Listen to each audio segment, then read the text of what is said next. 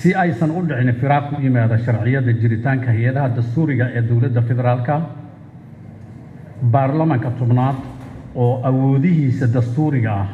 u dhammaystiran ayaa xilkiisa sii haynaya ilaa iyo maalinta la daariyo xildhibaanada loo soo doortay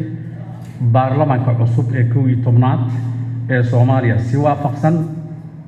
qodobka 6aad ee dastuurka federaalka iyo wax ka beddelka lagu sameeyay sharciga lambar 27 bishii 6aad 2016 fasiraad yar waxaan u baahannahay marka qodobka 6aad qaabka wax loogu bedelay inaan fahmo horta halkan waxaa qoran baarlamaankii 9aad si uu ilaaliyo vacuum inuusan dhicin ama firaaq dastuuriya uusan u dhicin ayuu wax ka bedelay qodobka 6aad ee muddada xilhaynta ee baarlamaankii 9aad waxaa la dhaariyey bishii 8aad 2012 xilkiisi wuxuu dhamaanayay 2016 bishii 8aad 20 taqriiban laakiin baarlamaankan tobnaad baarlamaankii 9aad ilaa wuxuu sii joogay December 27deeda 2016 oo la dhaariyo baarlamaankan tobnaad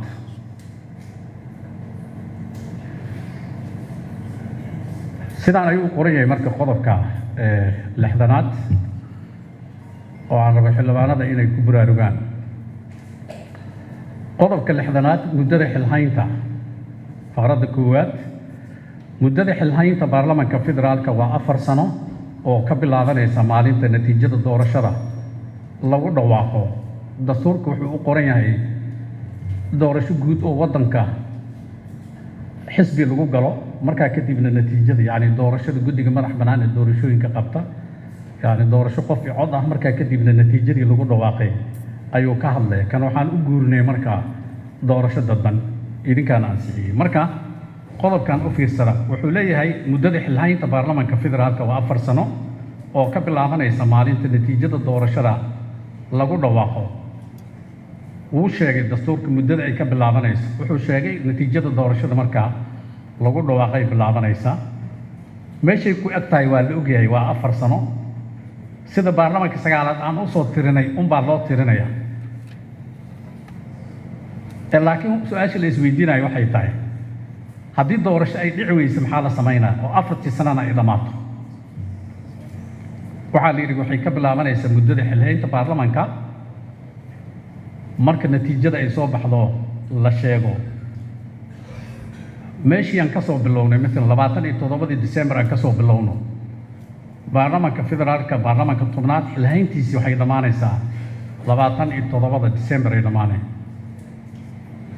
haddii xilligaasi baarlamaanka tobnaad uu diyaar noqon waayo baarlamaanka 11aad sax haddii baarlamaanka 11aad xilligaasi diyaar noqon waayo hay'adihii dastuuriga ah maxay samaynayaan qodobka 6aad markaa fiirisaan sharciga hadda aan meeshan ku kood garaynay oo xeer uu ku soo saaray madaxweynihii markaa jiray xasan sheekh sida loo bedelay sidaanay ahayd waxaa muddada xilhaynta golaha shacabka ku eg yahay marka la dhiso golaha shacabka bedeli lahaa kan waa xeer madaxweyne ee sharcigii wax ka beddelka qodobka 6aad lagu sameeyey oo ku soo saaray madaxweynihii xilligaasi xilka hayay wuxuu leeyahay markuu tixgeliyey baahida loo qabo inaysan dhicin maqnaansho hay'ad yani siyaasadeed inta laga dhisayo tii bedeli lahayd baarlamaanka 9aad iyo madaxweynahooda oo madaxweynihii markaasi jiray waxay ilaaliyeen firaaq inuusan dhicin marka baarlamaankii